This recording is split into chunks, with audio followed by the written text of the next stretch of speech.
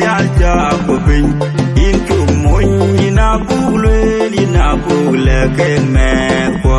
men in nyal ko bin nom ti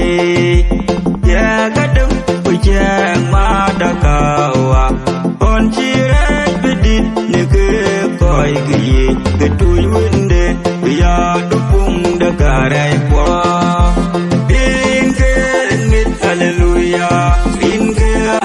Hallelujah, in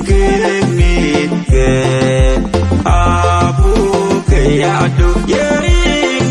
in me, hallelujah, in hallelujah, in me, Abu Kayadu, Yaling Najago, Lloyd Abbott, Ajedayu, Gerard, what you call your man, Gerard, what you call your quiet, and the burner, and the goody, the job, yeah, no real job, you're not Gerard, and the only Chikaya Pio,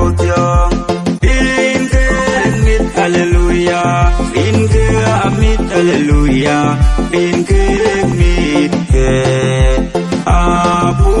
Kayadu, hallelujah, in hallelujah, in Abu Kayadu, Benatia, Binyo, man, Benamatia, Benjam John, Garkatol, King, Bandit, Jakatol, King, Login, in Kemeldan, one the Karekoi. Hallelujah, in hallelujah, in Abu Kayadu, in hallelujah, in hallelujah, in Abu Kayadu, in Buddha, Queen Bungo, Benki Quagrang, Bendan King in Yuinograng.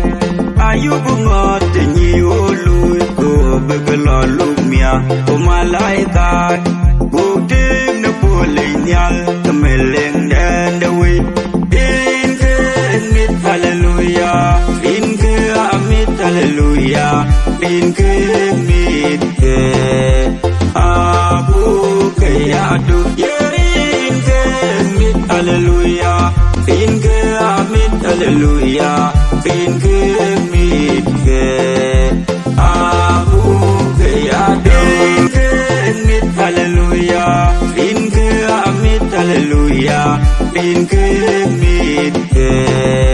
Abu Kayadu, in hallelujah, in hallelujah, in